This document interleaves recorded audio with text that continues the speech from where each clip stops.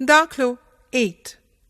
પ્રક્રિયા H2 gas plus I2 gas પ્રતિવર્તી પ્રક્રિયા 2HI gas માટે KCનું મૂલ્ય 700 K તાપમાને 57.0 જણાયું છે.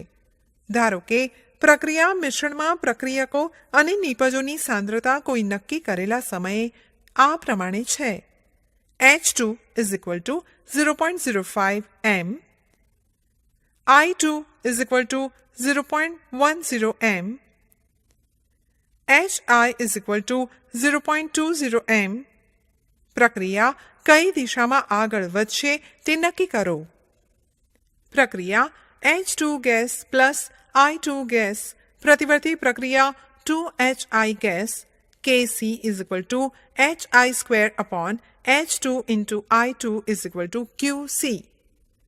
QC = 0.20² / 0.05 × 0.1 = 0.04 / 0.005 = 8. આમ QC = 8 અને KC = 57.0 છે.